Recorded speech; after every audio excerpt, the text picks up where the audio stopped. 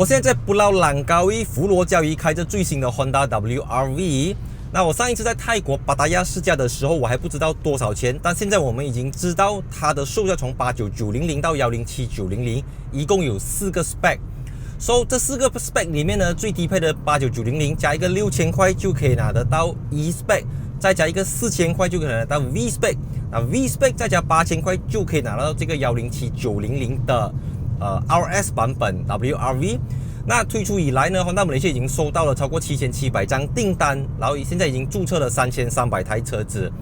那这个销量其实已经超出了 Honda Malaysia 的预期，就是可以卖得到这么多。因为在他们宣布用 WR-V 取代掉 BR-V 的时候，很多人都一直觉得BR-V 这么好卖，可是 Honda Malaysia 知道这个级别的车子他们已经没有优势，它的销量会有，可是它不会再成长，因为我们都知道这个7人座的小型 SUV 或者小型 MPV 已经被 Perodua Alza 跟这个 Toyota Veloz 或者是 Mitsubishi Xpander 吞掉这个 market 了，所以再出 BR-V 对 Honda Malaysia 来讲是不符合成本效益的。那 WR-V 就不同了，因为它是马来西亚第一个 non-national segment 的 Japanese brand small SUV， 你也可以叫它做 A segment SUV， 因为轴距只有2485个 mm， 就是比 HR-V 还要再小。所以现在 Honda 的布阵就是 WR-V、HR-V、CR-V 小中大的这个 SUV。那昨天我们在这个说明会上面呢 ，Honda Malaysia 说，截至目前收到的7000多张订单里面，有62% 的消费者是选择了 RS 版本的这个 WR-V， 然后下来的 V spec 只有19%，16%， 然后最低配的只有6% 而已，超 surprise。那个89900的Kosong spec WR-V 只有6% 的消费者选择它，其余的都是选择 E spec 以上。那我相信是因为从这个 E spec 以上的 WR-V 就有 Honda Sensing， 你不用一定买到 RS 或者 V spec， 从 E 开始就有 Honda Sensing 的功能，甚至是连我们说 Adaptive Cruise Control 它都可以给得到消费者这样子，所以我觉得这算是一个非常划算的选择。那讲回我现在开着的这个 WR-V 呢，它跟我上一次在泰国试驾的有几个地方不同。第一个就是它用的是 Continental 的 UC6 轮胎，之前在泰国用的是 Bridgestone 的轮胎。再来马来西亚版本的 WR-V 是没有 Roof Rail 车顶架，虽然它是一个做美做好看，没有太多实际用途的 Roof Rail， 可是 Malaysia 没有给你，再来 Malaysia 也没有给你黑色的车顶，所以不管你买得到什么颜色都是跟着车身一起的颜色这样子啦，不会有一个给你two tone的 color 这样子。在了 Malaysia 版本的 WR-V 也多了这个 auto leveling 的 headlight， 这个是马来西亚的法规规定一定要有可以调整这个灯光的高度也好啦，你的灯光不会射到前面的人这样子啦，你可以自己去 adjust 这样子。107,900块的 RS 版比99,900块的 S 版多了 pedal shifter 换挡拨片，6个 speaker 的音响系统 ，side curtain airbag。Sequential LED 流水式方向灯和21555 R17寸的轮胎，当然还有 RS 专属的外观设计和红色缝线的内饰设计。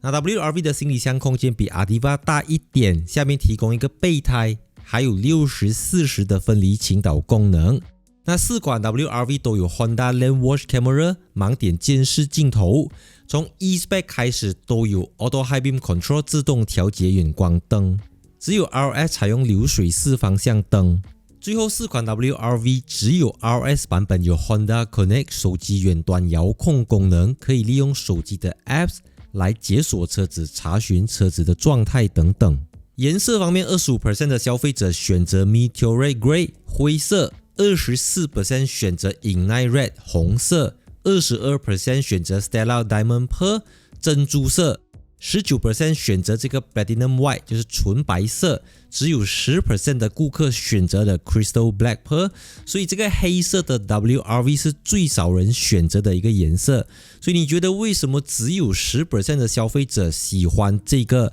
黑色的 WR-V？那这一次介绍 WR-V 跟上次最大的不同就是这是 Malaysian spec 的，而我们之前在泰国驾的 WR-V 是在印尼组装，所以我们这个是在马来西亚 CKD 本地组装的 Malaysia spec 的 WR-V。这个车子其实就同样 Apple CarPlay、Android Auto， 然后里面也用了红色的这个刺绣跟钢琴烤漆的材质，整台车子做起来是，我觉得它会比这个 Ativa 还要 premium 啦。虽然 Honda Malaysia 尽量不要让你把这两个车型放在一起，因为在印尼这个 WRV 的对手是 Toyota Race， 因为 Honda、Toyota 大家门当户对，比较能够 fight。那 Perodua 属于 national segment， 这是马来西亚的一个特别的状况。那回到这辆车子，我觉得它就是用了 Honda City 的 1.5 litre iVTEC 引擎，121个 PS， 145个牛车米的。就账面上它会比 Ativa 的 1.0 Turbo 3气缸会更加的有力这样子。所以你虽然驾着一个 A segment SUV， 可是 CVT 可以模拟7速。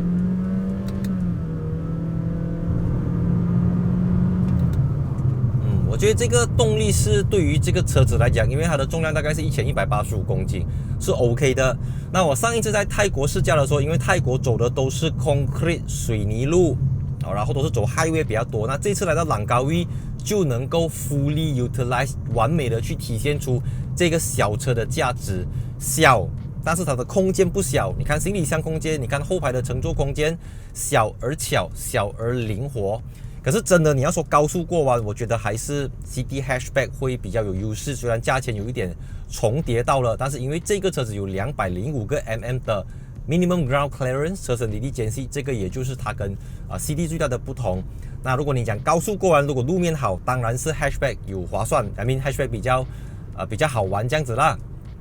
但路面状况不好的时候，你要过 bump 过墩的时候，这个205 mm 就能够起得到它的作用了。它能够让你比较不用担心会挂到你的车底啦。你要上一些 road curb 去一些路面比较不好的地方，我觉得它都能够去 handle， 这个也是 WRV 的价值啦。那我觉得整个车身的隔音、做工用料等等都是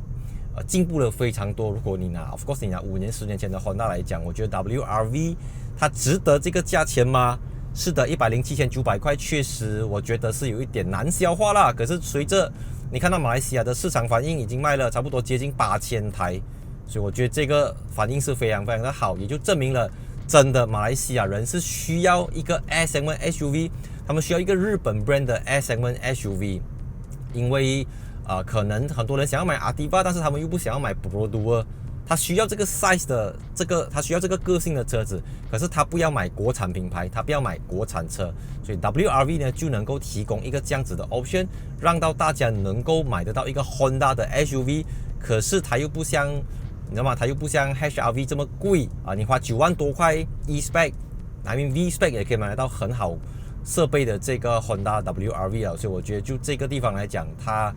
确实是能够虏获很多人的芳心这样子啦。好像你看当你在路面比较烂的时候呢，因为车子的整个 turning radius 比较短你可以这样子，非常短。如果你有去做一些 U-turn， 进出一些 car park， 你就能够知道 WRV 的价值了，因为它的这个长度。虽然它牺牲掉一点高速行驶的稳定性啦，毕竟是一台小车，但你赚到的是这种灵活，这种不用你这样看它那个路有沙有石头有一点点或者有一点积水 ，splash 你就直接过去了。所以我觉得 WRV 它正中了很多人想要拥有一台 Honda SUV， 但是又觉得 HRV 太大辆了。HRV 其实都算很小了啦，你知道 ，even CRV 放在美国来讲都是一个 small。medium or small SUV 啦，所以这个是小中之小这样子。所以随着 WRV 来到马来西亚市场，然后 Toyota Race 没有计划来到马来西亚来说，我觉得它会吃到自己的一个 market 啦，而且还会 grow。那昨天我们问 Honda 马来西亚的高层，其实 WRV 呢，因为它的价位跟 CD Facelift 有重叠到，这样有没有影响？就是说它的订单上升，然后 CD 就因此而下降。他说没有他说只有很 minimum 的影响到这样子啦。然后 Honda Malaysia 也特别说，这个 WRV 它针对的 target 的顾客群是25岁到34岁的年龄层。那我自己刚好是差不多要离开这个年龄层了啦。然后他想的是25到34岁的 first time buyers。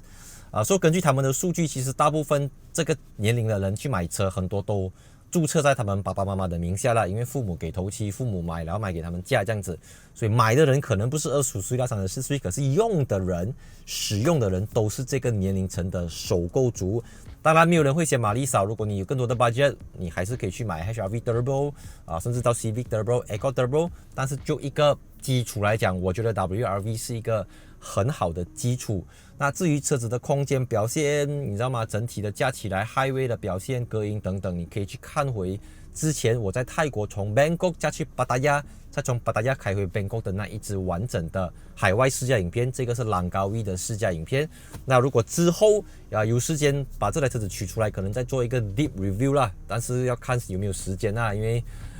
时间很宝贵，因为我现在被车子追着走。OK， 所以我们现在今天这集就大概是这边啦。虽然它可能只是老生常谈，在讲一些东西可是我觉得这一次能够在朗高 V 开这个车子，真正能够让我觉得 WRV 值得的地方，就是它很小巧，特别是在蜿蜒的山路，你看像这种地方它可以做到这样子的事情。看了。